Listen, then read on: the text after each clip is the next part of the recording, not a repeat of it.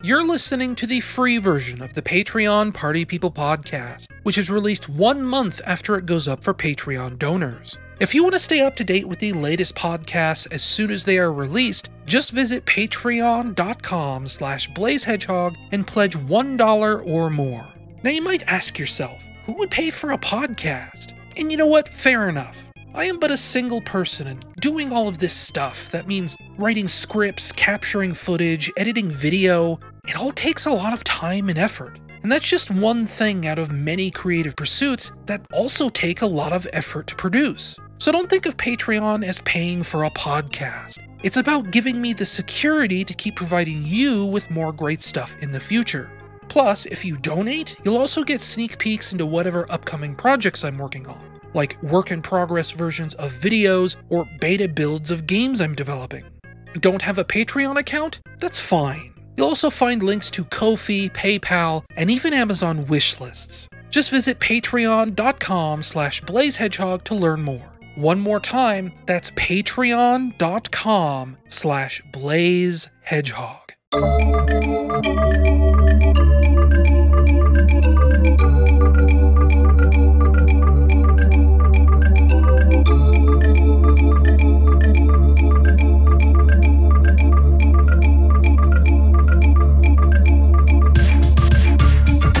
Hello and welcome to the Patreon Party People podcast. It is August the 25th, 2020, and I am your host, Ryan Bloom. Obviously this podcast is about, we'll say, 2 weeks later than I wanted it to be. The initial plan was, of course, lately I've been trying to get these podcasts out, we'll say first week of the month, maybe middle of the second week. But I knew that I was going to have to house sit again, this month, August. And it was the sort of thing where, I figured, okay, because the original plan was that I was going to house sit in July. But with all the COVID stuff going on, things didn't quite line up for my cousin, who I house sit for. She was going to go up and see her brother in, I think he lives in, Washington or Oregon, I forget. It's somewhere up north, along the coast, sort of, as far as I remember. And, usually whole family packs up and they drive up there. Normally I wouldn't say that's something that they should be doing during the pandemic, but it's their life. If they feel safe doing it, as long as I take the proper precautions when I go over to their place, I don't think it's that big of a deal. Anyway, because of the COVID stuff and the way it affects their work, my cousin's husband works for the Nevada government, actually. I think he's part of managerial janitorial staff or something for the Capitol building or something. Because of that, they couldn't take their vacation when they wanted to in July, so it ended up getting pushed to August. And when they wanted me to house sit for them in July, it was July 15th. It was somewhere towards the middle of the month. So I figured, I have plenty of time to get my podcast out before it becomes a problem or anything like that. In August, when it got pushed up. And, it was getting to be end of the first week of August or whatever. I'm thinking, okay, I'll draft up my podcast notes and I'll record tomorrow. And this was August 7th, August 8th, maybe August 6th.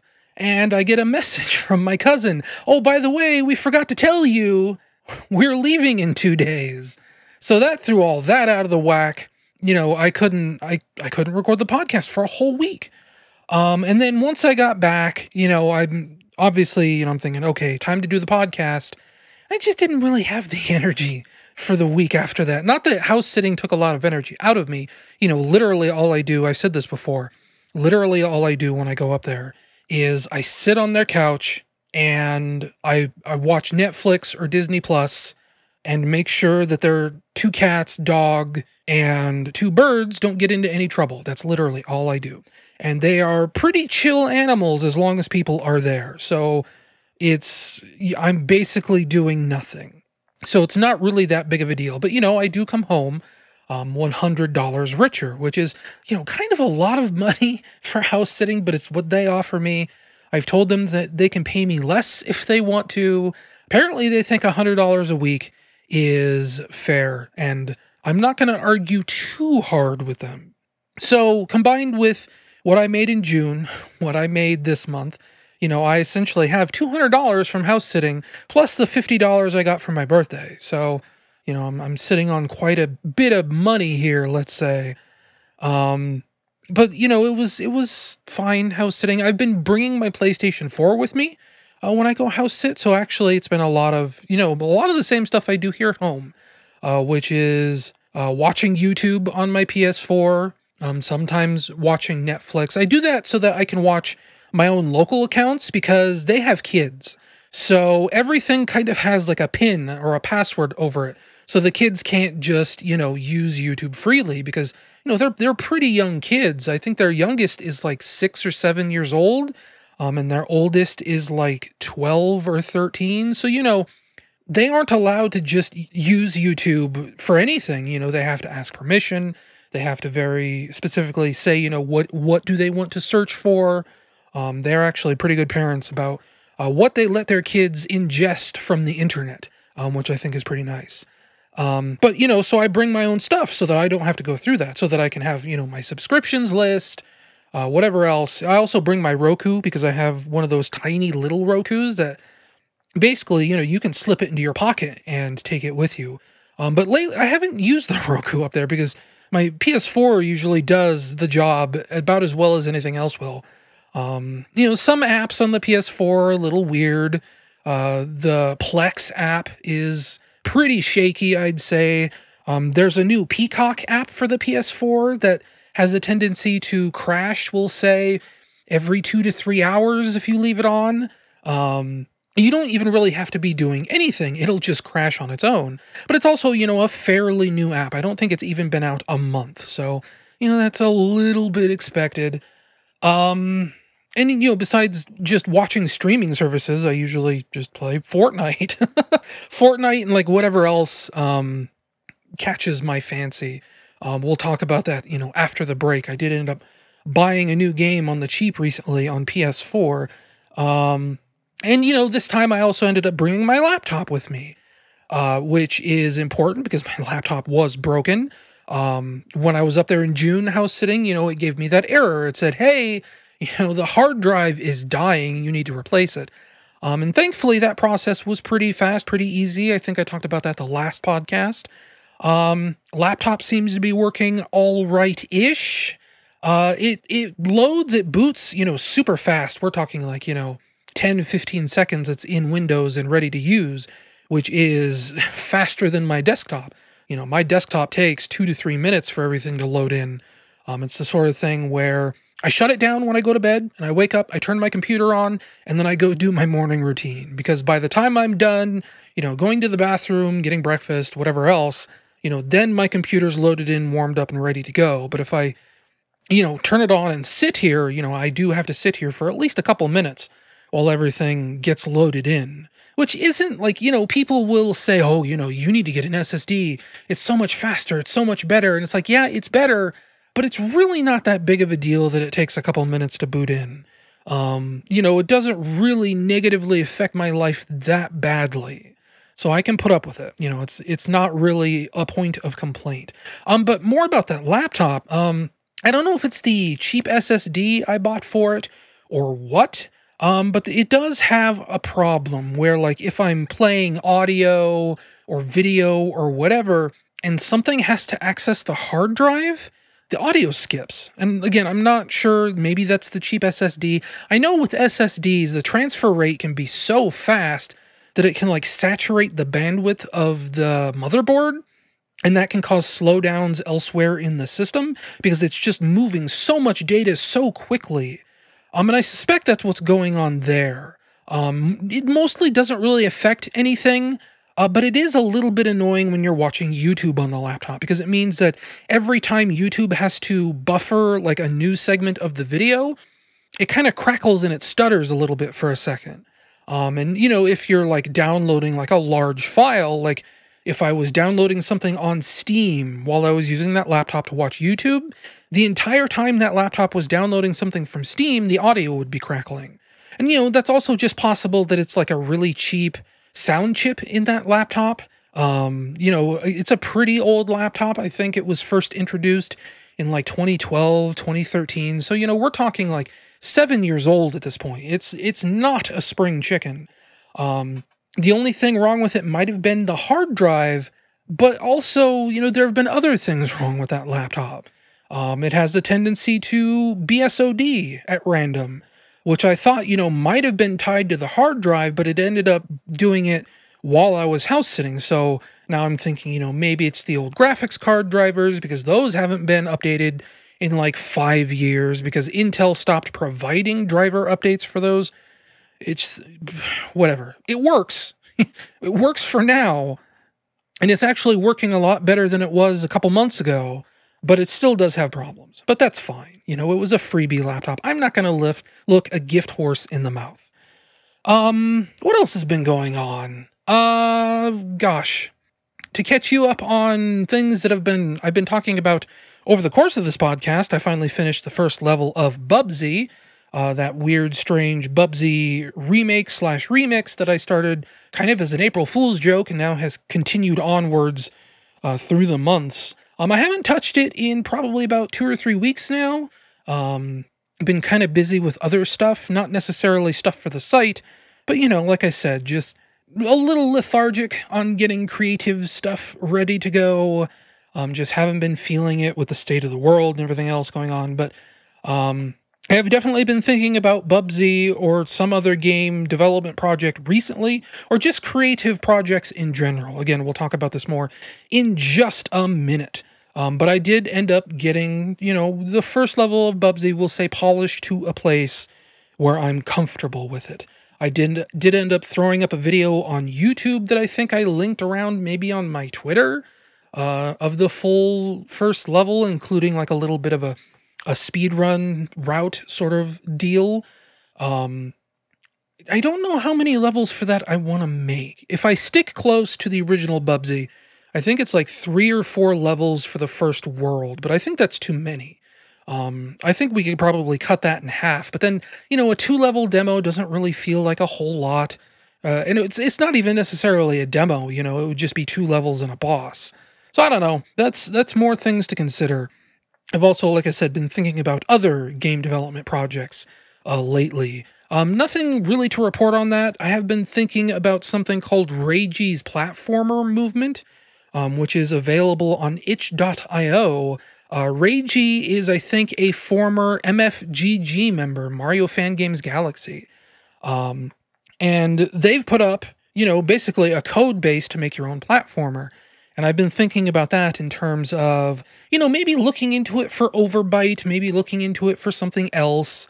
It would speed up the process if it's good enough. Obviously, I don't know if it's good enough or not. I think he made it, or they, I shouldn't assume gender. I think they made it, pretty sure it's male, but, again, don't want to step on any toes. But I'm pretty sure they made it for both GameMaker and Clickteam Fusion, so I kind of want to check out the Clickteam Fusion version. Even if I don't use it for anything, I might end up learning something from it, like maybe a better way to use collision detection or something like that. Just something to think about for the future. I did end up finally redesigning Bltn Net for the longest time now. I've thought, maybe that needs a better Tumblr theme, better blog theme.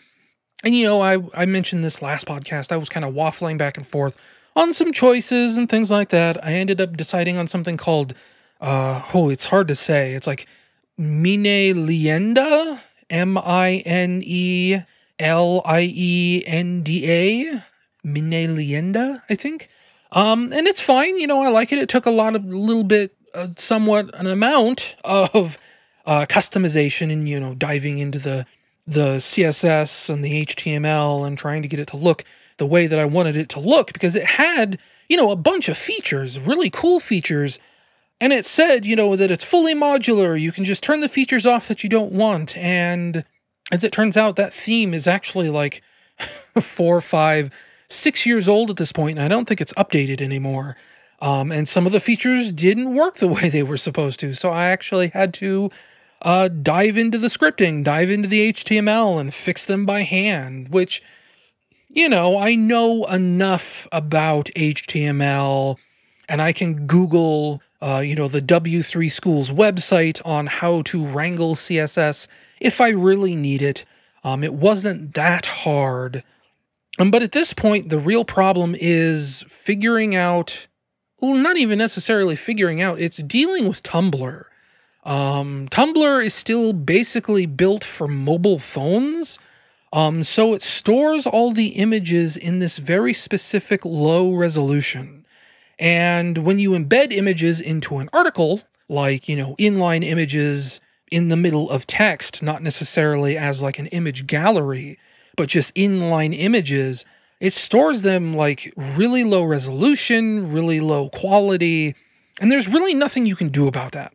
It used to be that there were tricks to kind of trick and fool Tumblr into showing the full resolution image, and I figured I could do that here, but as it turns out, they kind of fix those loopholes, and I'm kind of up a river. If I edit old articles, they could get converted to the new format, which, breaks all the image formatting I had set up. It would just be an easier life if Tumblr had better image formatting options in general, better, alignment and embedding and everything else. But like I said, they're still kind of developed for tiny little mobile phones. So I don't think that's going to happen. What this means is that when you go to bltn.net, you might actually notice that some of the images look a little blurry. And just know that I'm about as upset about that as you would be, and there's very little I can do about it. Because it's this really stupid thing where, like, if I want high-resolution images, I need to do an image gallery. But if I do an image gallery, I don't get post headers, or post titles, rather. If I want post titles, then I have to deal with these tiny little mobile phone images. And it's really just at a point where, maybe I should just break down and do a WordPress, but WordPress costs money. That's like $10 a month, I think, is about what it would cost, which isn't out of my reach, but then we run into this really nasty situation where what if one day I can't pay for that anymore? And then the whole website just goes down and all those articles get lost. If I stick with a free service, that has less of a chance of happening. But it also means that I have to put up with problems like this. It sucks. It straight up sucks. But that's just how it goes. I'm willing to put up with it if you're willing to put up with it. And I think you're probably willing to put up with it because I don't think that many people read bltn.net. So, it'll be a place for me to post things whenever I remember to post things. Already, I've had Final Fantasy VII Remake now for what? 3 months? 4 months? And I still haven't written a review. I haven't really even played the game in like 6 weeks. So I don't know. We'll find out. That's to be decided. It's there when I want to deal with it. Until then, whatever. It really doesn't bother me that much. I did start capturing footage for a new video. It's not the Knights documentary like I've been talking about. I've been very interested in continuing that lately, but no, that's not something I'm doing right now. Maybe after the thing that I'm capturing video for. I wanted to do something really simple, though, next.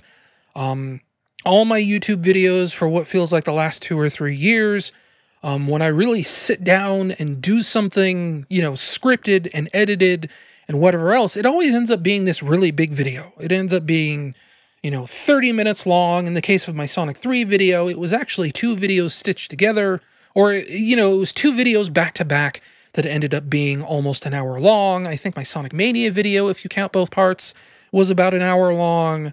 I don't want to do that anymore. I want to do something simple, just for a change of pace. So I dug out that Jurassic Park script, Jurassic Park for the Super Nintendo Entertainment System. Oh, good. Mr. Motorcycle's getting ready to leave. Because it's 9:49 in the morning. He's probably going to work.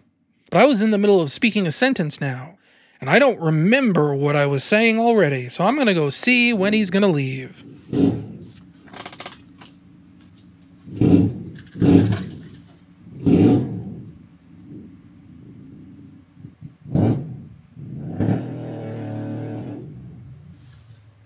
Isn't that guy just a bundle of fun? I think he does it on purpose. He likes to make his motorcycle as loud as humanly possible, and he very specifically drives by all the windows, revving it up to be, like I said, as loud as humanly possible. He wants everyone to know that he has a motorcycle. I hate that guy. Anyway, what I was saying, like, with Jurassic Park for the Super Nintendo, yes, that's my next video. I've been sitting on this script for like 4 or 5 years now. I wrote it a really long time ago. It was the last time I played the game. It was the sort of thing where when I wrote it, I was like, I don't really feel like replaying Jurassic Park right now to capture footage. So I just kind of stored the script away. I was probably busy with other stuff too, like, TSSE news stuff and whatever else. So I just put the script away, in a corner somewhere in my Google Drive, and I said, okay, I'll deal with this later. And it's been sitting there, it's been waiting this whole time for me to do something with it. Actually, I think it was like 3 years ago that I wrote this. I think it was during the process where I was staying at my brother's after we moved out here to Nevada, and I couldn't do any videos. That's why it was sitting, gathering dust in my Google Drive, because I couldn't do anything with it at the time. But I'm finally trying to do something with it now. I've recorded, gosh, I don't even know how much footage, like 70 or 80 or 90 gigabytes worth, from like half a dozen different games, probably more than that, probably a couple dozen games really. Because, I talk about lots of different things in that video, as I tend to do. It's not really just about Jurassic Park on the Super Nintendo. There's, history with the developer. There's, comparisons to other games in the genre, all kinds of other stuff. It's going to be a real fun video, I think, I hope. And hopefully it's going to be shorter than my usual fare. I am finding now that, replaying Jurassic Park for the Super Nintendo, there are going to be things about the video that I have to rewrite because they aren't entirely correct. I don't know if that was just like if I wrote it from memory back when I originally wrote the script or what. But it is going to be a case where, I have to do a few little corrections here and there. But hopefully it is coming sometime in the next, I was going to say next month, but Sage is soon. I got to start prepping for a few episodes of Dare to Scare. I'm probably not going to go as hog wild as I did last year, but I do have some videos that I'm thinking of for that this year. We're going to tentatively put it at 3 videos for Dare to Scare this year. But, Jurassic Park for the Super Nintendo will be out sometime before the end of 2020, let's say. I know that's a pretty broad spectrum of dates, but that's what it is. I ended up buying a Retrotink 2X Pro. This was going to be with my house-sitting money, but as it turns out, the Retrotink website only takes PayPal, and with the house-sitting money, they didn't pay me through PayPal. They actually gave me physical cash money, and what I ended up doing is I loaded that onto a reloadable Visa gift card, so that I could spend it online, because, these days, where are you going to spend paper money? Certainly, I'm not going into a store to spend paper money. So I'd hoped that I could spend it off that gift card, but I couldn't, because the Retrotink 2X Pro website, it's just the Retrotink website, only takes PayPal. Thankfully, I have some amount of money saved up in my account, so I had the money to cover it. But that's just the way it is. I haven't had a chance to hook up the Retrotink just yet. If you don't know what a Retrotink is, it's basically a little tiny box. We'll say about the size of a wallet, and it helps you play old game consoles on newer televisions. It is technically what is called a line doubler. So you plug in an old game console into the Retrotink outputs to a TV through HDMI, and you can play your old games on a new television. It also helps with game capture, obviously, because, if you're using like a Super Nintendo or a Genesis or a Sega Saturn or a PlayStation, then you can just feed that HDMI signal into your capture card. It is apparently very good, 0 latency, all that kind of fun stuff. And I just haven't had a chance to hook it up yet because, technically, I never unpacked any of my retro game stuff when we moved here 3 years ago. So, I'm going to have to kind of go spelunking in my closet here, trying to find some old game consoles to test this thing out with. Not a big deal, if I just effectively lean back a little bit, because I'm technically sitting right next to my closet. My Sega Saturn is basically just right there. I can reach out and touch the box that it's in from where I'm sitting. It's just a case of, taking it out because there are boxes on top of it. I was going to do that yesterday, but I just didn't have, the energy to get anything done yesterday. I thought about doing it today, but now I'm doing the podcast and, in terms of audio editing and things like that, that's probably going to take me, 2-3 hours, 4 hours. And, by then I'm not really gonna do anything for the rest of the day. But that's in the can if I ever need retro console footage from a real retro console. Usually I've been sticking to emulators since I moved out here. I've said this before, but I really did like being able to capture from real hardware. That was something I loved doing back in Colorado because I still have all my old consoles. I still have my Sega Genesis, 32X, Sega CD, Super Nintendo, regular Nintendo, Saturn, PlayStation 2, GameCube, Wii U. I have all these consoles, and I really prided myself on being able to capture footage when possible. Obviously, with things like the regular Nintendo, the NES, I couldn't do that because our cartridge slot is broken. It's just that same problem that all Nintendo consoles get, where the cartridge slot connector kind of wears out and it doesn't read cartridges anymore. It's the kind of thing where I've thought about, fixing it myself by hand, because you can just buy replacement cartridge slots on like Amazon for like $8, and it's not that big of a deal. And then my Super Nintendo, I have a whole video on my YouTube channel. One of the pins on my Super Nintendo cartridge slot became bent somehow. I don't know how, I don't know when, but that console is effectively broken. It does not play my games anymore. And that's another thing, with these gift cards and things that I have, just this week, now that I have the Retrotink, I was looking into buying replacement cartridge slots for my Super Nintendo. Assuming I did bring that with me. I know I brought most of my classic consoles, if not all of them. I don't remember if we brought the NES, but I'm pretty sure I brought the Super Nintendo. And I know I brought the Genesis. And obviously, I have my Saturn and everything else right here next to me, including my N64, which again, I can basically just reach out and touch. But I don't know if I have the Super Nintendo. I think I do. I think I'm remembering, as I'm saying this right now, where that Super Nintendo is. And it's in a plastic tub.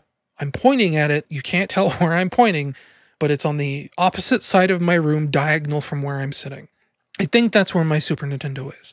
That's also where I have all my cartridges for the Genesis and the Super Nintendo as well. I think. That sounds right. That sounds right in my brain. Anyway, I've been thinking about repairing that Super Nintendo because I really want to see, bit rot, see if my games still work, see if the saves are still there.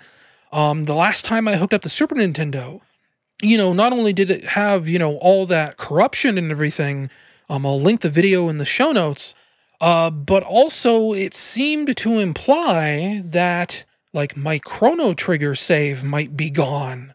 And that's another thing, that's another like surgery thing you can do. Those batteries are just replaceable, I think. It's just like a little watch battery inside the cartridge, I think. So in theory, I could fix my Chrono Trigger cartridge. I could do all kinds of stuff if I really put my mind to it.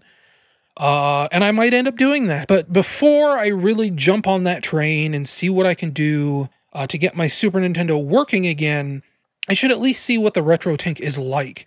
The plan was to either hook up the N64 or the Saturn to it and see what happens. I'm particularly interested in hooking up the PS1, actually, because that's pretty much the only way I can play Parappa the Rapper. I have it on PS4, the PS4 remaster of Parappa the Rapper. I've talked about this before, but The PS4 remaster of Parappa the Rapper is terrible. They changed all the button timings. It's a nightmare to play. It does not play the way Parappa the Rapper originally does on a real PS1. So being able to play the original Parappa the Rapper again would be quite beneficial to me. And you know, I used to have a standard def capture card. I still do. It's still with me. The Subrent USB game cap that did 480i and all that stuff. That still theoretically works. I say theoretically because it's actually like increasingly hard to find drivers for that thing for Windows 10. There are Windows 10 drivers for it that do work. I think they might be installed on my laptop if I remember right. But getting them, like, that's the thing. That's the annoying thing, is that to get them to work on my laptop, I had to go through and install like 7 different variants of the drivers to find one that worked. Here, I need to take a drink. My throat's all dry. I've actually been having wildfire trouble. It's all smoky outside right now. But back to the video capture thing. I think to get the drivers installed properly on my laptop, I had to try like 5 or 6 different variants, and I don't remember which variant of the drivers actually works. And I'd rather not go through the trouble of installing all of those drivers, you know, over the top of one another until I find one that works. So, you know, technically I still have that if I really wanted it. That was how I recorded footage of Parappa the Rapper last time, because I streamed it on my YouTube channel like 4 or 5 years ago. Was through the USB game cap back when I still had Windows XP, I believe. But, you know, can't do that anymore. So having this Retrotink, I don't know if anyone saw on my Tumblr, I did post like, you know, script ideas for videos I could do in the future, and one of them was about Parappa the Rapper. So if I could capture footage from the PS1 version of Parappa the Rapper, that would definitely support my case for doing a video on that game in the future. I think that's just about it as far as, you know, upcoming things on the channel, upcoming development projects, things like that. If you didn't see, I did end up posting that Sonic the Movie 2 writing experiment on Patreon that should be going up for free for users here in a few days. If you donate to my Patreon, which there's a chance you're listening to this and you do donate to my Patreon, then you could have read it like 3 weeks earlier than most people. I'm also coming up on 25,000 YouTube subscribers. I just passed 24,000 like last week. So it's really coming up on a sort of thing where if I'm going to do something special for 25,000 subscribers, I should probably start thinking about that soon. Here, I'm checking my YouTube subscriber numbers in real time. 24,016 is what I have right now. So we're definitely on the road to 25,000. I kind of wanted to do like a Q&A stream or something, but like people ask me questions on my Tumblr constantly. So there's not really a need for that. It's sort of like how this very podcast, you know, has an email address where you can submit questions and messages and whatever else, and nobody uses it because you can just go on my Tumblr and do it for free. If you want to submit a message, I'm not going to say the email address out loud, but there is a link in the show notes on Patreon that will take you to where the email address is listed. Usually I will read them out during the break, but I haven't really had a chance to do that. And you know, it's not like a big deal or anything. I mean, I kind of knew that was going to be the fate of that email address all along. I did it because a Patreon donor asked for it. But, you know, when you have a Q&A for free on your blog, nobody's going to pay to ask questions. Anyway, I do think that's it for right now. So we're going to go to some music, and then we're going to come back, and I'm going to talk about movies, games, things like that. Media I have consumed. I've seen some documentaries, I watched some movies, definitely played some video games, so stay tuned for that.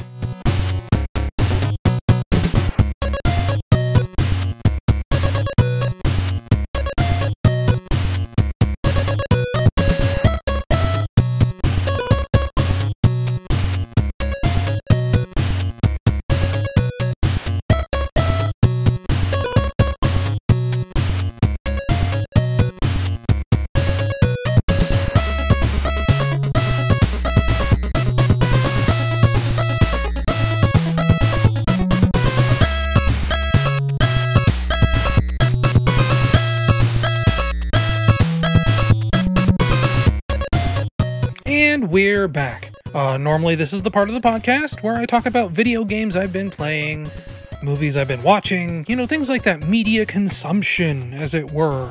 And, this is probably going to be, as you may have noticed, probably a pretty short podcast, because, I haven't really done much this month. Haven't been in the mood, like I've been saying, just, I don't know, general malaise, it'll pass, I'm fine, don't worry about me. Did end up watching, some various different things, over the last, gosh, how long has it been since the last podcast? 6 weeks, I think? 5 or 6 weeks? We'll say like 2 months ago, 3 months ago, I mentioned a documentary called Not For Resale. It's by this guy, Kevin James. He's part of, Neil Cicierega's group of people called Guaranteed Video. They put out, YouTube videos and podcasts and stuff. And when he released Not For Resale, he mentioned one of his inspirations was a documentary called The American Scream, which is a documentary on the Haunter scene. And if you don't know what Haunters is, I mentioned this. Oh, I should have mentioned this earlier in the podcast, actually. I was on Did You Know Gaming, by the way. Like, not me personally, not, they didn't invite me on or anything like that, but they talked about my hoaxes. Because I had, a giant bomb blog out there from like 7 or 8 years ago where I mentioned all the hoaxes I'd created in my youth. And, that was one of the first articles that I relaunched Bltn.net with, was a whole article talking about that history again, about why I did hoaxes, how I did some of them, things like that. It's a really interesting sort of article. You should go check it out, Bltn.net. You can find it there. Oh my gosh, I've got myself totally off track promoting myself. I don't remember how this ties back to the American Scream, outside of the fact that I referenced the American Scream in that, Did You Know Gaming article I wrote on Bltn.net. But like 2 or 3 years ago, I watched a Netflix documentary called Haunters, The Art of the Scare, which is, again, about this haunting community where people essentially make their own custom, like do-it-yourself, indie versions of a walk-through haunted house attraction like you'd find at an amusement park, like, the Haunted Mansion at Disneyland and whatever. Haunters make those, but in their backyards, in their garages. And, they host them for, say, Halloween night. They can't really charge money for them, but they bring people through, like, trick-or-treaters and, families and things like that. So Netflix has that documentary, Haunters, The Art of the Scare, and then in this Not For Resale documentary I saw last month, Kevin James mentioned that one of his inspirations was one called The American Scream, which is also about the Haunter community. And ever since he brought it up saying it was an inspiration, I've been wanting to see it. I've been trying to find it. And there's this whole like weird tangled mess where it's not really that easily available. For example, it's one of those things where I think you could own it on YouTube, but you couldn't rent it. So, I'd have to pay $8, $9, $10 to watch this. I'd have to own it. And it was one of those things where, sight unseen, I don't necessarily know if I want to own this documentary.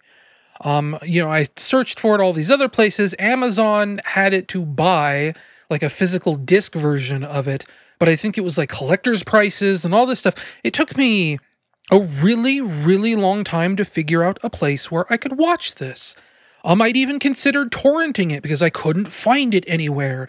And, if you can't find it for streaming, you definitely can't find a torrent for it.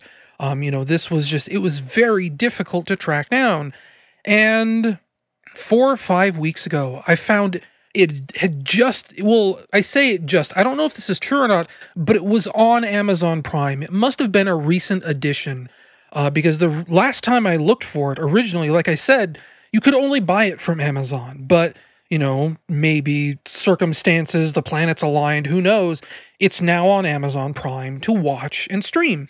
So I ended up watching it there, and it's a pretty good documentary, Unlike some other documentaries you may watch, there's, definitely a plot. It follows a group of haunters, the trials and tribulations they share, sort of like the sad story of not only their lives, their personalities, but sort of like why they want to pour all this money, time, and effort into hosting something that's free.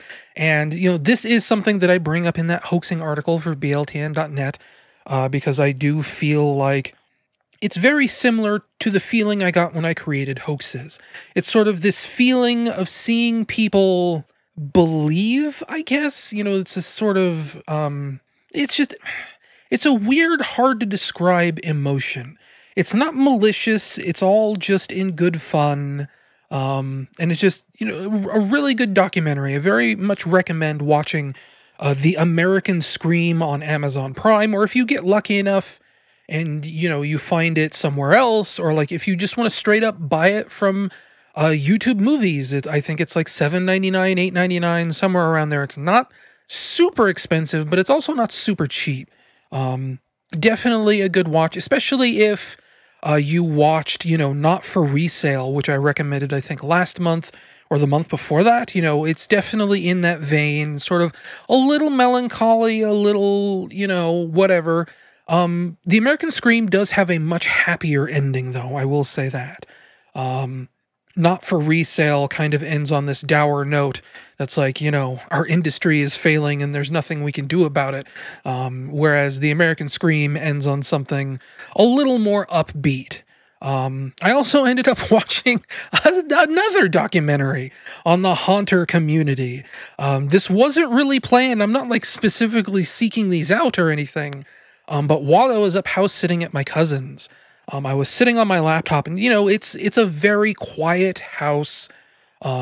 You need background noise. So I just, I was scrolling through Peacock looking for literally anything to put on as background noise, but not necessarily something that I wanted to pay attention to, just something to so that, it wasn't this dead quiet house all the time. And I ended up on another documentary, a completely different documentary, also just called Haunters. And I watched about 5 or 10 minutes of this and decided, you know what? This looks interesting enough that maybe I want to sit down and give it my full attention. So I did that about a week ago. I watched the whole thing on Peacock. That is not as good of a documentary as The American Scream. It's not as good of a documentary as the version of Haunters I saw on Netflix, which, again, just to spell this out, is a completely different documentary. On Netflix, they have Haunters, The Art of the Scare. On Peacock, it's just called Haunters. And they are two completely different, completely separate documentaries covering relatively the same subject. It's very confusing. Which is, another one of those things, I thought, have I seen this already? And it turned out, no. The version of Haunters on Peacock is less about like a family running a haunted house attraction out of their own backyard, and it's more about a family like renting a convention, like a venue space, and then setting up a haunted house in there. They're kind of backwoods, sort of hillbilly-ish sort of people. The main character is like this, master of sleight of hand from like the 1980s or whatever. He runs a magic shop in like Michigan or Pennsylvania or wherever. It's way out in the middle of nowhere. He has books and he goes to symposiums on sleight of hand, stuff like that. He really seems like he's a big deal, but, he runs like this corner shop in absolutely nowhere, USA. And, he rents this venue space, and with his family and his friends, he sets up this haunted house. It's something apparently he does every single year, and I guess, from the way it sounds, this is the first year where they move to a new venue, and it's just a little boring. Not much happens. They sort of touch on all these little things that could be plot lines, but they aren't really.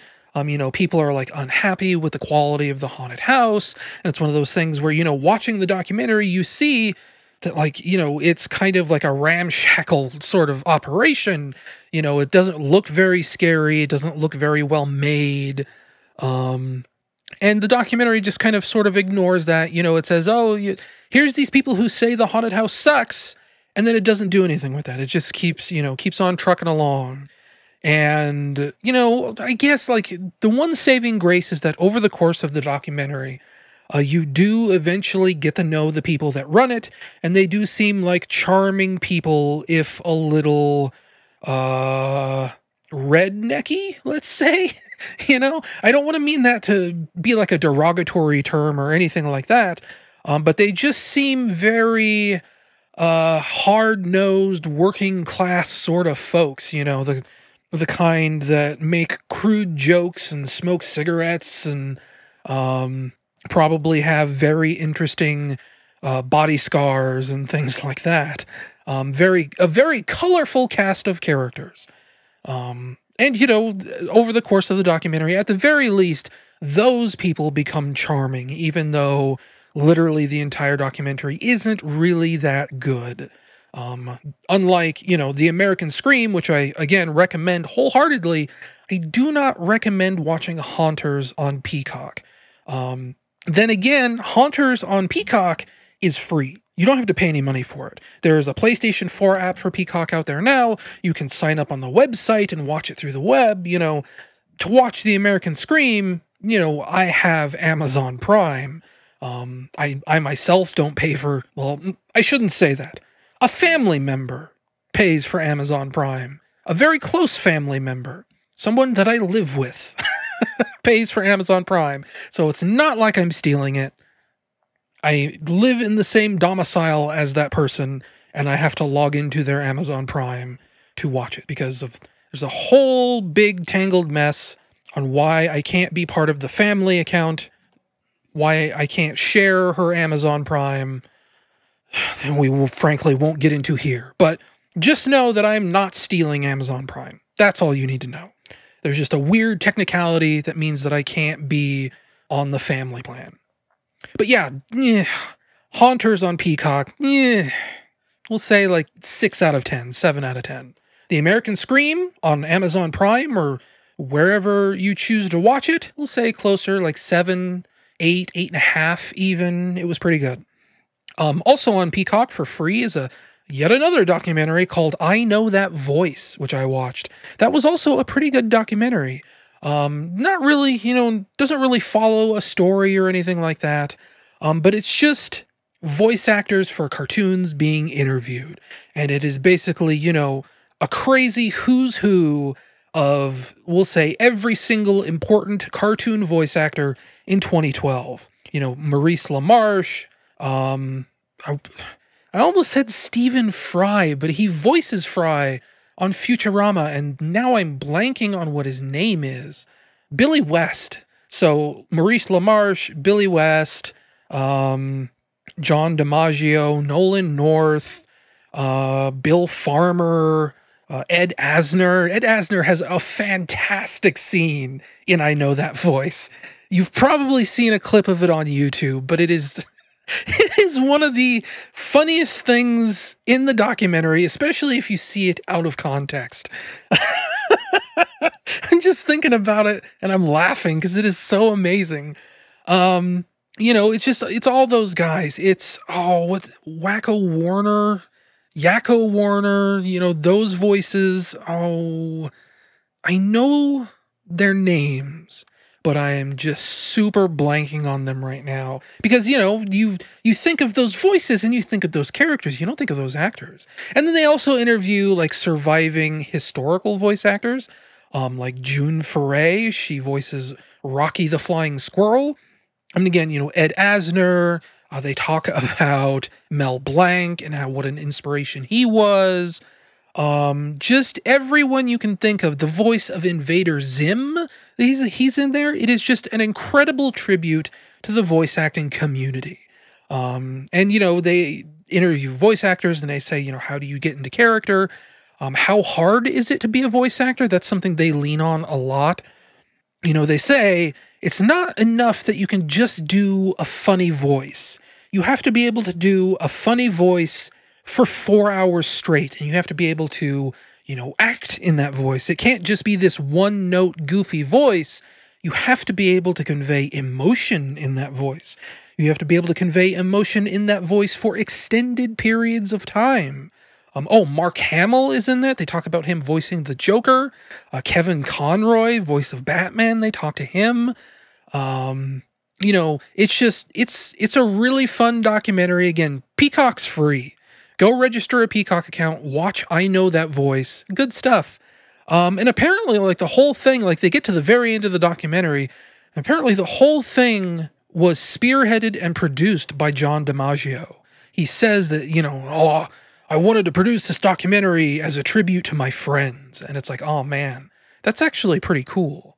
So yeah, I Know That Voice, good documentary. We'll say, if we're putting scores to things, as I have been in this segment, we'll say an 8 out of 10. Also, again, on Peacock, because I was checking out Peacock, Beetlejuice, the Tim Burton film from what I want to say 1990. Let's see if I'm right. I don't know the year. Beetlejuice. 1988. Wow. I guess that makes sense. I mean, there were like NES games made for Beetlejuice, That's why I said 1990, because I figured that was, growing up as a kid, I remember that movie from the 90s, but, it was right on that edge, I guess. That movie still holds up quite a bit. It may be the best movie Tim Burton has ever made. It is just so, like, effortlessly cool. It doesn't really get into sort of like the heavy-handed stuff he got into later. Like Nightmare Before Christmas, Corpse Bride, that really sort of like heavy-handed goth inspiration stuff that's not really in Beetlejuice. I mean, it has a lot of those same themes, but it is very much I don't want to say it's more of a normal movie, because that's disparaging. Goth people are people just like anyone else. They deserve acceptance.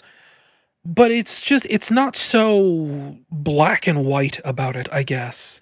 It's not so, thunder and lightning and depression and whatever else. It's just a fun movie with just a little bit of that around the edge as spice, right? It's not the dominating flavor of the film.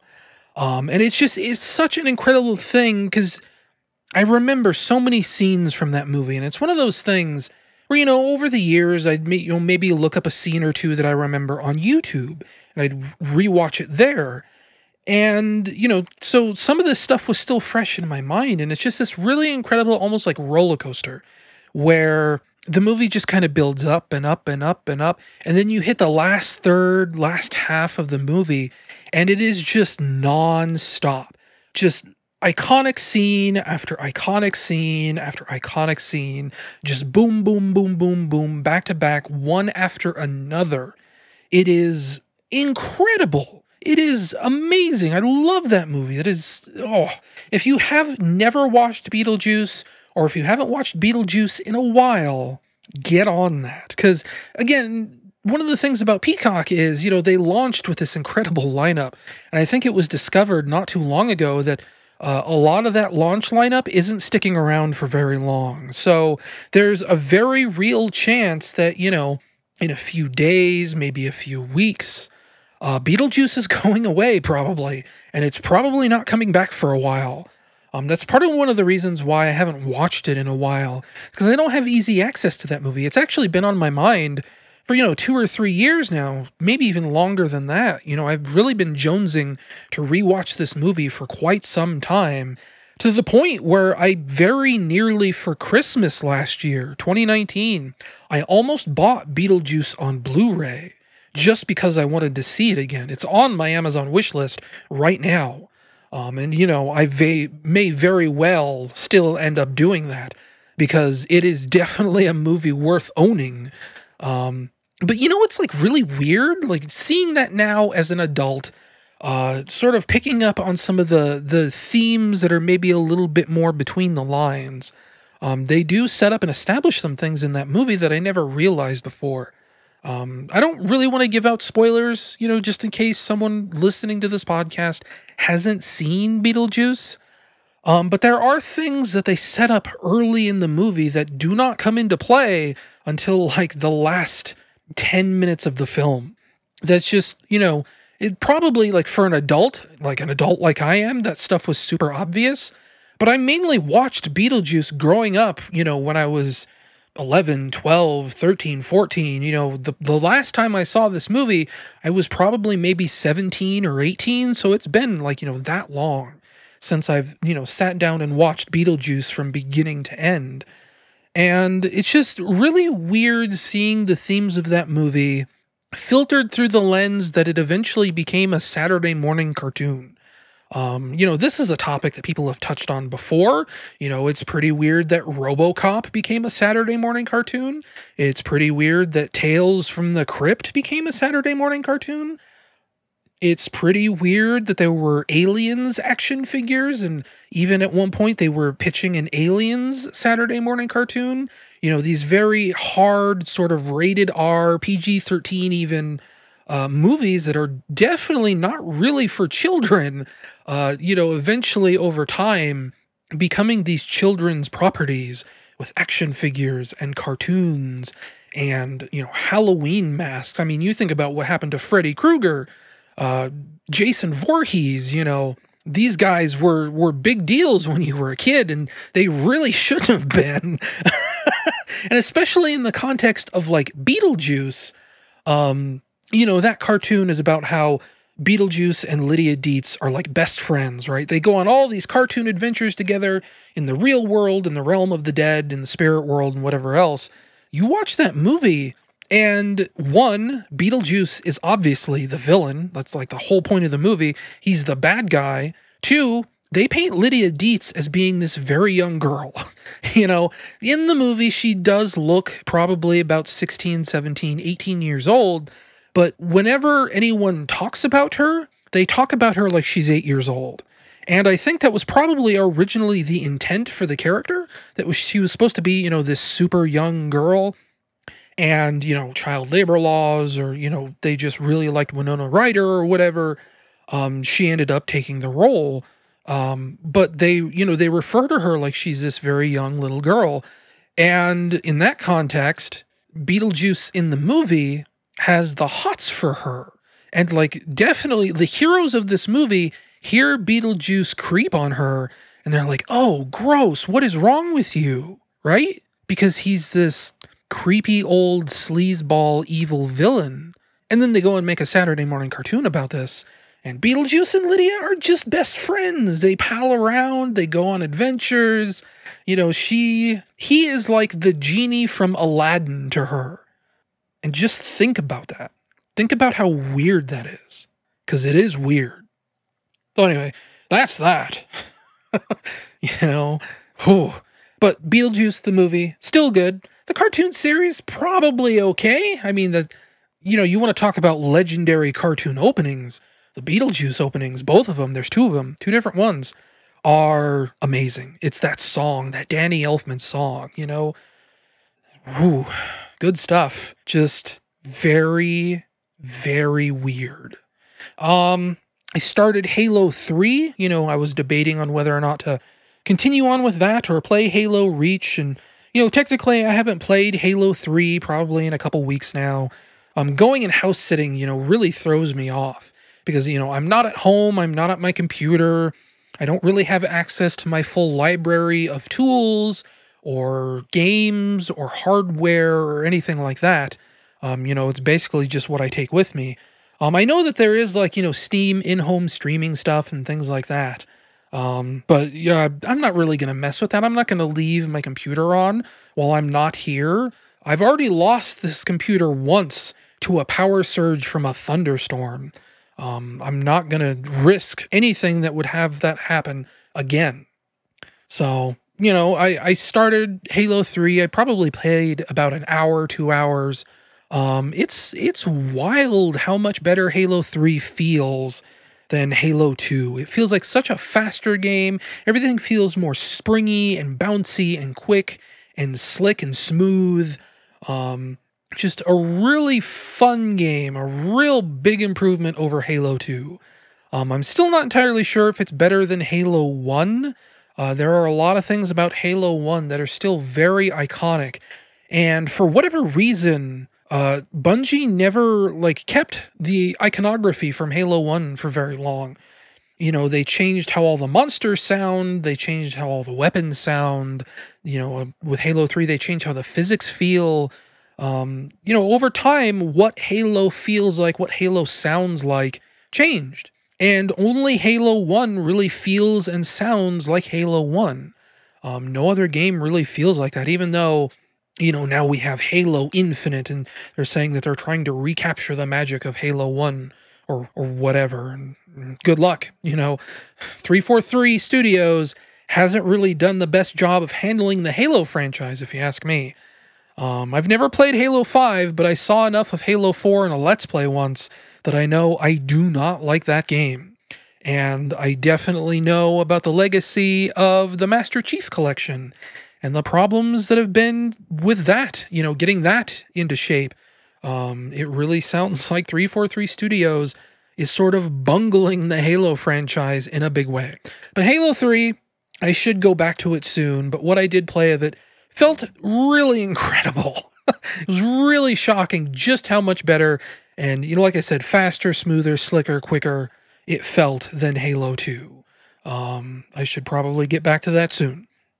Sonic Project 06 version 3 and then version 3.5 came out, I think, since the last podcast. That is a Sonic 2006 remake project for the PC that, frankly, it goes pretty quick in terms of updates. And, I think after 3.5 came out a couple weeks ago, the dev finally admitted that, hey, I've kind of been running myself ragged on this project for a year and a half, 2 years.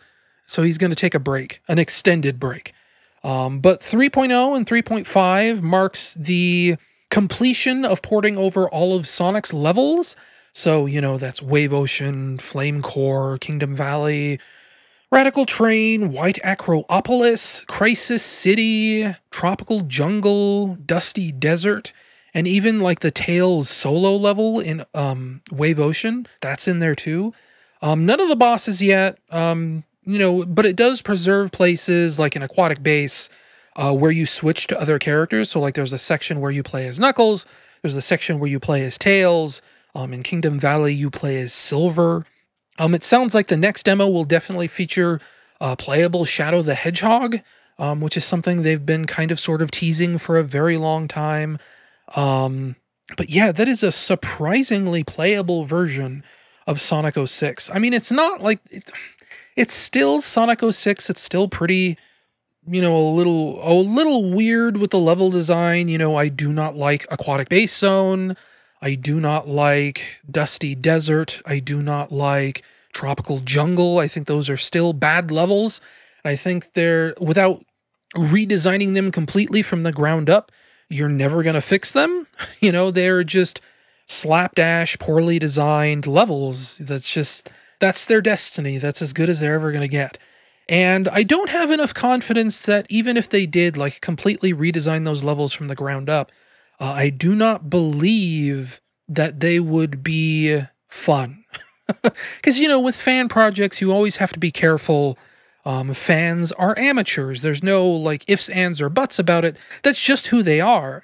And because they're amateurs, because they lack the experience of a professional game developer, sometimes they make a little bit questionable decisions. There have been multiple Sonic 06 remakes over the years.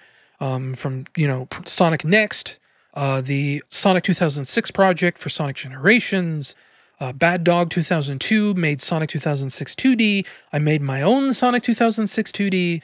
There have been just, probably half a dozen projects over the years to remake and fix Sonic 06. And a lot of them have a problem somewhere, They preserve too much about the original games, or they make questionable changes to add bonus features that don't really make much sense. But for the most part, Project 06 works. It is fun for the most part, with an asterisk at the end of it. Because some of the things are still a little weird.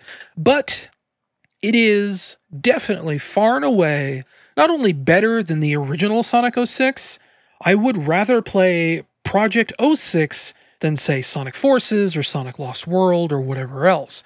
It is better than some official games that Sega has released at retail. I would rather play Project 06 than Sonic 4 Episode 1, let's say.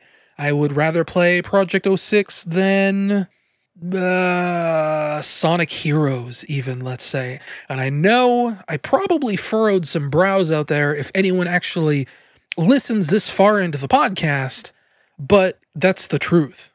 Been a lot of nostalgia going around lately for Sonic Heroes, and I am not very nostalgic for that game. It's not a bad game. I do not hate Sonic Heroes, but it wasn't a good game, and people, asking for like an HD remaster of Sonic Heroes are sort of crazy to me, because it's better off if we pretend that game doesn't exist.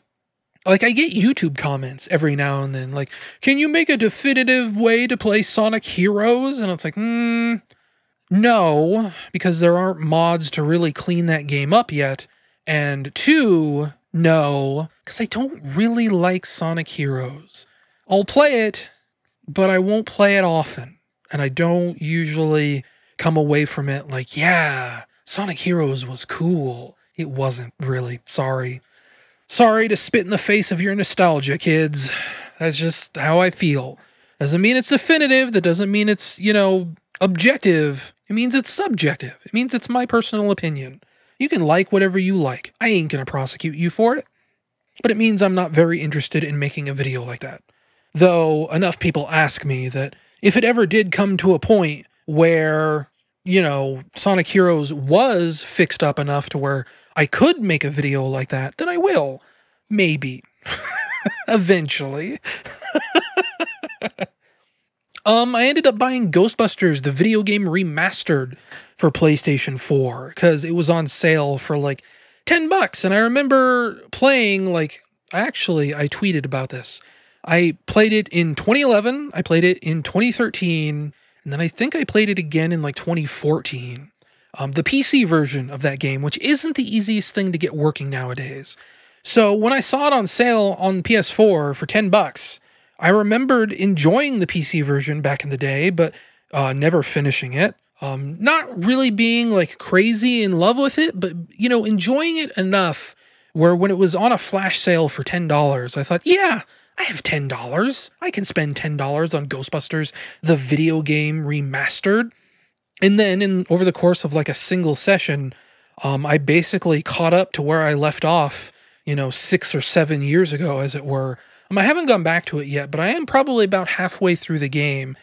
And, that's an alright game. It's not like a stellar, amazing, must-play video game, but, I'd say in terms of hit or miss jokes, we'll say half of them hit, half of them miss.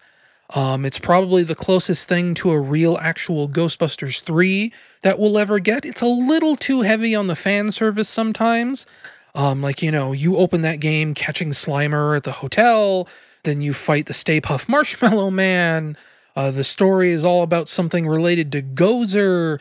It's very much entrenched in that very first Ghostbusters movie, but it does have little bits here and there of its own original ideas that are kind of sort of based on a concept script by Dan Aykroyd and Harold Ramis for a third Ghostbusters movie, where they essentially, travel into the spirit realm. I think it was supposed to be like a hell version of Manhattan or something, which, doesn't really seem to be in the game, but there is sections within a ghost dimension that are all right. They feel very like Clive Barker's Undying, actually. If you've ever played Clive Barker's Undying, there's a part in that game, probably in the first third, where you get warped into the spirit realm. And that is literally what it looks like in Ghostbusters, the video game remastered. They are almost one-to-one identical. And you look at concept art for all the ghosts and things like that, and they also look like very Clive Barker's Undying. I think that was a big inspiration for them when they made that game, which, is fine. Inspiration comes from all places. But also Clive Barker's Undying, I should say, it's not really a video game I like very much. I put out one of the very first Dare to Scares I put out 4 years ago was making fun of Undying. Yeah, that's weird stuff. But the game itself, you know, I think what it like really helps it is playing it on the PS4. If you ever played Ghostbusters the video game on like Xbox 360 or PlayStation 3, you know, it had a lot of frame rate problems. Like that game did not run very well. It ran a little bit better on my computer when I played it, you know, 2013, 2014. But like I said, that version's a little hard to get running, especially nowadays. It has like, you know, it wasn't really developed for like multi-core PCs. So, you know, you have to like disable like a processor, like a core from the task manager. You know, it's just, it's a big, ugly process getting that original PC version to run. But the remaster, even on console, basically runs at a full locked 60 frames per second with like super sample anti-aliasing, and it looks really good. I think that was another thing about the PC version, the 2014 PC version. I couldn't like turn on any anti-aliasing or anything like that. So it ended up looking like a really jagged video game. All the screenshots I have of it just look, you know, really sharp and ugly and weird. Whereas on the PS4, you know, it looks smooth and like nice, actually. Some of the character models still look a little ugly. They looked ugly back then too. The facial animation isn't really right. They gave Dan Aykroyd a big forehead. Like, I mean, you know, that guy has a big forehead in general anyway, but they really gave him a big forehead in the video game. And like these really like super thick, bushy eyebrows for some reason. He looks like a Frankenstein, to be perfectly honest. But you know, you take what you can get. It's probably the best Ghostbusters thing we're gonna get for a while, like best new Ghostbusters thing. I do not have high hopes for that movie with Paul Rudd. You know, the Lady Ghostbusters movie wasn't terrible, but it still wasn't great. So, you know, that third game, or that, not the third game, I don't even know how many Ghostbusters games preceded it, but Ghostbusters the video game remastered is probably the best Ghostbusters piece of, I can't even quantify that. I was going to say it was the best piece of Ghostbusters storytelling media, but I know that there's probably still ongoing a comic book series that is apparently pretty beloved. It was, you know, originally published by Dreamwave, which then got transferred over to IDW, which is basically the new Dreamwave. A lot of people seem to like that. So, you know, maybe that is the best new piece of Ghostbusters storytelling out there. But the game is, if we're giving scores, we're going to say it's like a 6.5 to 7 out of 10. Probably average, but slightly better than average. Played the Fall Guys beta. No, I didn't play the Fall Guys beta. I played the full version of Fall Guys, which released on PlayStation Plus. It launched on PlayStation Plus. And I'm not really going to say much about Fall Guys because, you know what? I don't really like Fall Guys. That is a very frustrating game to play, and it is also very much a modern battle royale. And I say that to mean it feels very janky and kind of unfinished. A lot of the menus are sluggish. It takes, you know, a long time for certain things to respond to controller input. Just lots of weird little things in the menu system like that don't feel very good, don't feel very responsive, just feel a little janky and broken and, you know, unpolished, as it were. The actual gameplay of the Fall Guys is extremely frustrating. It is basically a platformer where the controls are just slightly bad enough to make you angry. And the whole thing is that, you know, it's if you've ever seen the game show Wipeout, that's what the Fall Guys is. That's all it is. It's Wipeout. It's a fantasy version of Wipeout where they can do anything. But it's also just Wipeout where, you know, you have to jump over swinging bars and there are things to punch you off of platforms. And it's very much sort of like, climb this tower, be the first person to get up there, but oops, you fell over into the mud. That's hilarious. You know, it's that sort of experience. And I just find it extremely frustrating to play. The controls aren't that bad, but when you're one of 50 guys running through a map, and you kind of it's like this Black Friday scenario, right? Where everyone's trying to fit through this one tiny little door, and you just get trampled, and there's nothing you can do about it. You can't stand up. You just get run over by, 25 people.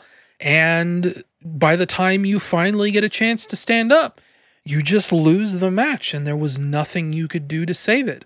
There was no skill, no strategy. You just got stampeded. And that's it. That's match into a new game. Quit back to the menu and start over. Which takes, again, the menus are a little bit too slow for my tastes. Little bit janky feeling. You can't just instantly match back into a game. You have to wait for the menu to fade up, and then you push the button and the music cuts out for a second, even though the game behind it is still clearly running, but you watch the game play for a second in total silence, just hearing sound effects and no music, and then it cuts to a black screen, and the black screen sits there for a second or two, and then it brings you back to the menu, and then, it takes another 45 seconds to a minute to match it into a online game, and then you have to sit through a loading screen, and that takes, another 30, 40 seconds. It's just, that could be a lot smoother and a lot faster. That would probably help a lot in cutting down the frustration in that game, with just being able to get in and get out of games a lot faster. And I understand that, matchmaking is what it is. It's going to take a while. Even Fortnite, I've put a lot of time into Fortnite, and that has a very long loading screen. But also, when I click go back to lobby, it is instant, not the Fall Guys. And also, just some of those Fall Guys minigames just feel like straight up luck-based, right? There's one that is very Wipeout, where you are on this ring-shaped platform while this wand sweeps across the arena, and you have to jump over the wand as it increases in speed and gets faster and faster and faster and faster and tries to knock you off the platform. What also happens is that different segments in this platform will eventually just fall on their own until there is just one segment left where everyone is supposed to squeeze in together. And what happened to me today, literally just a few hours ago, is that me and like 6 other players got trapped on a segment that was about to fall, but there was nowhere else to go, because the other platform was on the opposite side of the ring, where there were no close-by sections for us to jump off the one that we were trapped on to get over to the section that was still standing, where all the other players were. So it was just this thing where the game randomly decided I should lose, and there was nothing I could do about it. I just lost because the game said I lose. Not because I didn't play well enough, not because someone took me out, not because of anything I could control, but because a random number generator said you lose. And I don't like that. I don't like that in Mario Kart. I don't like that in any of these other games. Like, if I lose, I want to feel like I did something wrong and that it's something that I can get better at. Or it's something that I feel tremendously defeated by, and I figure, oh, I'm not good enough at this game, I should stop playing it. Which is what happens with a lot of skill-based multiplayer games, if we're being perfectly, honest. But when the game just randomly decides for me that it's time to die, and that I've lost the match, and that it's my 12, 13, 14th match in a row that I've lost from some random, out-of-control dice roll that I have no agency over, that sucks. That really sucks. Like, that's not even me being a scrub or anything. That's what happens. And I don't have to play the Fall Guys, and I probably won't. Like, it may stay installed for just a little while longer, but I can envision a future in a few weeks, maybe a month or two, where that game isn't on my PlayStation 4 anymore. And watching the social experience around that game on Twitter, with all the brands coming out of the woodwork saying, Fall Guys, promote our brand. We want to do a skin in the Fall Guys. Put a Walmart vest in the Fall Guys. put, I don't know, put all these costumes in the Fall Guys that advertises our restaurant or our streaming service or our TV show or our video game. Please, please let us get on the gravy train. Toot toot, it's the Fall Guys, here we come. Money for everyone. It's the hot new sensation sweeping the globe, and it sucks. That's what I think about the Fall Guys. Like, even it's a thing where I'm getting deep enough into Fortnite, caring about future updates and stuff, that I followed an account on Twitter that data mines information out of the game. And the day after Fall Guys released, that guy also made a Fall Guys account where he's data mining stuff out of the game. Everyone expects this to be the new big hot thing, and it doesn't have enough mini games for that to really feel like a thing that's going to happen. And I think it's too random and too frustrating for it to really maintain a long-term player base. Fall Guys sucks. Sorry. That's my hot take. 3 out of 10. I bought Forza Horizon 3 on the Xbox, or the Microsoft Store, as it were, on the personal computer. That game's getting delisted soon. That game's getting delisted in like a month. So, you know, it's one of those things where for the longest time, you know, I've really wanted to play Forza Horizon 3, but it never goes on sale. It's sort of been like $30 or $40 for 4 years now. It never gets discounted. It never goes on sale. Amazon has had like redemption codes, you know, PC download codes up on and off over the last 2 or 3 years, but, you know, they never go low enough to where I feel like buying it. So now that it's being delisted, they're saying, okay, here it is, $10, which is very reasonable for what I would consider to be a very good Forza Horizon game. And it is, you know, it's kind of weird going back to Forza Horizon 3 after putting so much time into the Game Pass version of Forza Horizon 4. But I don't have access to Game Pass anymore, and I don't think I'm going to pay for Game Pass anytime soon. So it's kind of, you know, Forza Horizon 3 or bust at this point. So, you know, it's not impossible to get used to going back from 4 to 3, but I do miss, like, you know, weather effects. I do miss the seasonal stuff. But it's still a Forza Horizon game, you know? I missed the Forzathon stuff from Forza Horizon 4, which was, you know, kind of a live services event where everyone in a server would drive to a specific point on the map and then do challenges together. That was really fun. That's not in Forza Horizon 3. And even if it was, you know, with the game being delisted soon, all that stuff's going to be turned off soon anyway. But one thing that really pissed me off about Forza Horizon 3 is, so that game had 2 different expansion packs. It had one called Blizzard Mountain, which brings sort of, you know, cold, wintry environments to Forza Horizon 3. It was sort of them sort of dipping their toe into the pool of the seasonal stuff that would come to Forza Horizon 4. And then they had like the very cool Hot Wheels expansion, right? And both of those are sold for the PC version of Forza Horizon 3. They are sold for $20 each. So that means that even if you spend $10 on Forza Horizon 4, the whole package altogether with the game plus the 2 expansion packs will be $50. I almost said 40, but that's just the price of the DLC. So you think, well, I'm not going to spend $50 on a 4 or 5 year old version of Forza Horizon. Which, you know, very true. So I just bought Hot Wheels, which, you know, between the base game and the Hot Wheels DLC, it all cost me $30. To be perfectly honest with you, I didn't actually know that Blizzard Mountain existed. Whenever anyone talks about expansion stuff for Forza Horizon 3, they talk about Hot Wheels, because Hot Wheels is great. It basically turns Forza Horizon 3 into sort of a little bit more like Trackmania. You know, you've got these sort of big sweeping sort of fantasy tracks in the sky. You know, it's very much, you know, real cars on giant size versions of Hot Wheels tracks.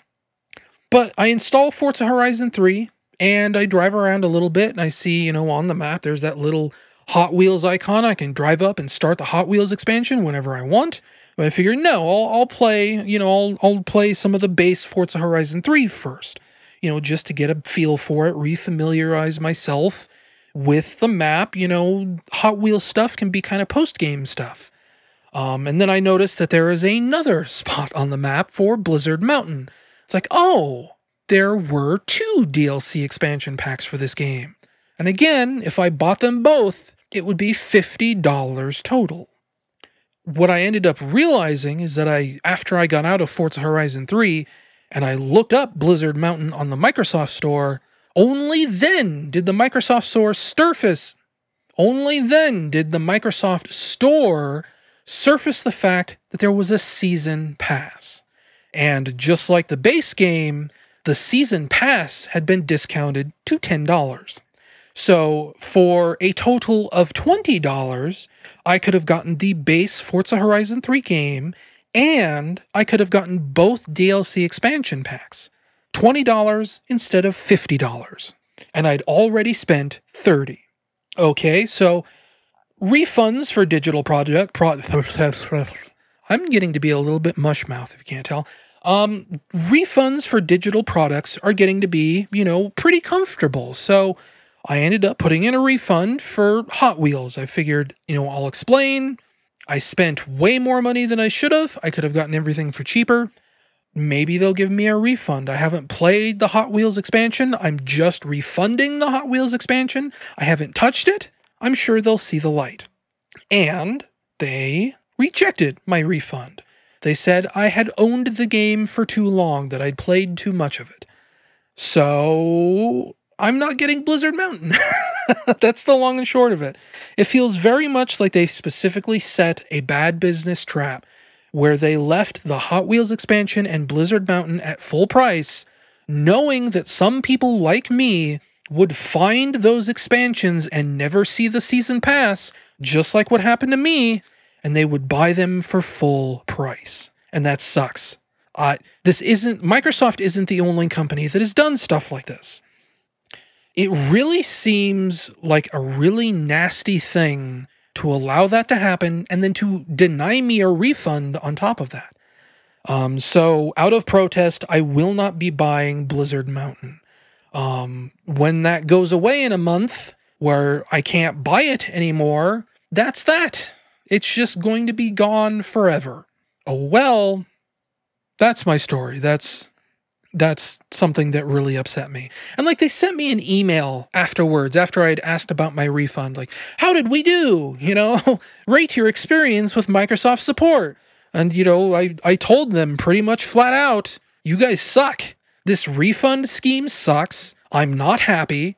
You guys cheated me out of $30, or you're trying to cheat me out of $30 by getting me to overspend on something that I shouldn't. But sometimes we suffer for our protests. That's just how it goes. I'm not actually that broken up by it. I'll live. I like racing games, but I don't like them that much.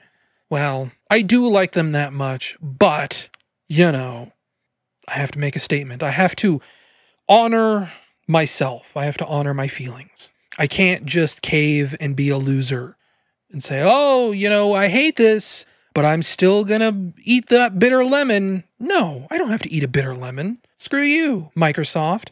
Yeah. And then finally, we'll close out talking about the Avengers Beta. And the only reason I even thought to download this is because you got a free Fortnite item if you played enough of the beta. The beta itself was, it was okay. It's very much a Destiny games as a service. This is the only game we want you to play for the rest of your life. It's that game. A friend of mine says it's probably a little bit more like Anthem than Destiny. He is convinced that a bunch of different games out there, you thought Anthem was going to be the next big cash cow, and when that exploded into a giant fireball of tragedy, they all decided to course correct super hard. So, there are definitely parts of this Avengers game that feel like what I know of Anthem. I mean, Anthem was basically just, an Iron Man simulator, right? And Iron Man is in the Avengers Beta, so it makes sense that there would be some cross-pollination there, right? But also, it's just very much a game with gear and loot and grinding out experience points and battle passes and just slow, boring, a hamster wheel MMO sort of game. That's the Avengers, and that kind of game is not really for me. It didn't play that badly, the combat felt generic, but it felt like, it felt good. It just didn't feel interesting.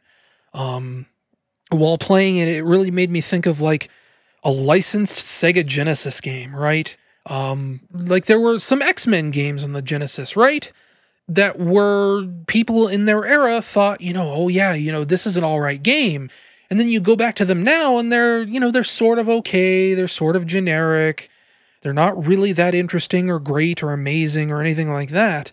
And 20 years from now, that's what people are going to remember from this Avengers game, if they even remember it at all. Because again, this is games as a service. This is very tightly tied to a multiplayer component, to a co-op component. So, who's to say that in 10 years, this game will even still exist? It could be top to bottom completely overhauled one day to where it doesn't even play like this anymore. The servers could get turned off and the game is suddenly worthless because, now here's all this story content that's looking to connect to a server. The server doesn't exist. The game becomes non-functional. I don't actually know if that's true, by the way, but that definitely feels like something that could happen, right? It feels like that kind of game where even single player will require you to connect to the internet, and if there's no internet, there's no game. Because again, this is very much like a massively multiplayer online experience sort of feel, just with, a little bit more modern combat systems. It's like a much heavier, slower version of a Devil May Cry or God of War, if you will. It's got very much that kind of feel to it. Just very mushy, generic combat. And like everyone has like quips that are really kind of annoyingly written too. Nolan North voices Tony Stark. And like they pretended like that was a really big deal. Like, oh, Nolan North gets to be Tony Stark. Ooh, the magic and the majesty. It's such an honor to be Tony Stark. And he's already been Deadpool, And that's like the really weird thing. If you've played like Ultimate Marvel vs. Capcom 3, and you know what Deadpool sounds like in that game, there's like 1 or 2 degrees separated from that, from how Tony Stark sounds. And they even have Tony Stark in this Avengers game crack all of these really like awkward pop culture jokes. So it just basically sounds like Deadpool from Marvel vs. Capcom. And like they did like, cartoon movies before Ryan Reynolds took over, that I think Nolan North might have voiced him in there. He was the voice of Deadpool in, what was it? Oh, that one Spider-Man game, Shattered Dimensions. He was also Deadpool in that too. I think he was Deadpool in the standalone Deadpool video game. So it's a really, really, really weird thing. And like, Tony's jokes are so bad too. Like when you save up enough meter to bring out the Hulkbuster armor as like his super, his ultimate or whatever. Sometimes when he gets in that suit, he says, "Oh yeah, bustin' makes me feel good." He goes, It's a movie, folks. Look it up." It's like, that is such a bad line. And he doesn't just have one "bustin' makes me feel good" quote. He has 2. They made 2 different Ghostbusters references out of the same quote-unquote funny line. And it is miserable. I really wish... Like, a friend said, he's not Deadpool, he's Dadpool. Because that's the quality of jokes he's making. He's making just the worst, most terrible dad jokes. And not like funny, like bad in a funny way. They're just bad. And he won't shut up. So yeah, Avengers, 4 out of 5, 4 out of 10 rather. Ooh, not 4 out of 5, definitely not. It feels like a monument to the AAA experience. It feels like a game that they spent a lot of money to create that is completely flavorless mush, right? That's the Avengers. It did make me wonder if my PlayStation 4 is breaking down, though. I got like weird graphical bugs while playing it, and sometimes during Fortnite, I get weird graphical bugs too. And it reminds me of an Xbox 360 I had back in like 2008, we'll say. Like, if you don't know the story, I bought my 360 in 2006, for Sonic 2006. It red ringed. I sent it in for the free repair, and the 360 they sent me back was still broken. But it was broken in a completely different way. It didn't red ring anymore.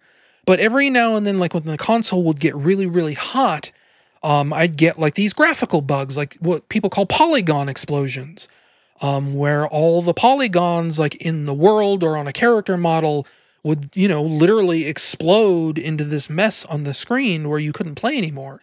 And it affected some games worse than others, but it only really happened when the console got hot. And then, over time, as the console got hot and cooled, the problem would slowly get worse from, lower temperatures, let's say. It wouldn't need to get as hot for the problem to start cropping up. And later on, I ended up reading a thing where what was actually happening was that the motherboard or the processor in the Xbox 360 would get so hot that the glue that they used to hold the processor into the motherboard would melt, and the motherboard itself would start to warp from the heat. And as it did this, it would slowly disconnect the processor from the motherboard. And the more it did that, the more the connection got lost, and the more visual problems I would get in video games. And this was apparently a somewhat common problem with certain models of Xbox 360. And I ended up having to send that 360 in for repairs, and it ended up costing me like $70 or whatever. And the 360 that they sent me back after the repairs, that one lasted me, that 360 still works. Eventually the third Xbox 360 I got ended up being the one that survived the longest. I only, replaced it, last year, because, it was super loud, and I kept worrying that it was going to break and whatever else. Oh, and the disc tray on the old 360. That was the one thing that was starting to go, is the little motor that, brought out the disc tray wasn't really working anymore. But, I was starting to get those problems on the PS4 in Fortnite and in Avengers. But the way the visual glitch would happen in Fortnite, it looked different than it did in the Avengers, and, so far, it hasn't really happened in any other games besides Fortnite and the Avengers. So I'm hoping and I'm praying that it's just those two games and it's not actually my PS4. And, Avengers has all kinds of other weird, tiny little graphical glitches. I had a whole Twitter thread about them. Characters popping in the middle of cutscenes, weird like animation things, weird things where like the camera doesn't line up quite right in certain cutscenes, things that I do not think was the fault of my PlayStation 4, because, I ended up watching YouTube videos of other people who had some of those same problems. So, hopefully my PS4 is okay. I think it probably is, but, at the same time, I've been noticing all these tiny little problems every now and then that do make me wonder about it sometimes. At the very least, I do feel like I should probably think about replacing the hard drive soon. Maybe upgrade it. I think I said this last month or the month before. Maybe something a little bit bigger, maybe something a little bit faster. But that costs money that I probably shouldn't be spending right now, because I just bought that Retrotink for, $134 with shipping and everything. But that's it. That's the podcast. That's everything on my show notes. I figured this would be a short podcast, but it seems like it's probably going to come in about the usual. We'll say like an hour and 45 minutes. Thank you very much for listening. Sorry that it was late. We'll see you sometime in September. Maybe I'll remember to talk about Dare to Scare then. But to be honest, I'll probably have a lot to say about the Sonic Amateur Games Expo, which should be the first real test of the new and improved Bltn.net. Go look up that website if you want to read my writings that are coming in the future. Also, check out Psycutlery at eyeseneverything.com. It is a very cute indie game, and they paid me... Well, I say that like they paid me officially. They are a Patreon donor, or someone on the development team is a Patreon donor and wanted me, or maybe they're like friends of the development team, actually, come to think of it. I think that might actually be what it is. And they just wanted me to promote the game. And, you know, who am I to say no to that kind of thing? So, that's the end of the podcast. As always, one of my terrible sign-offs. It's kind of my trademark at this point. See you guys next month.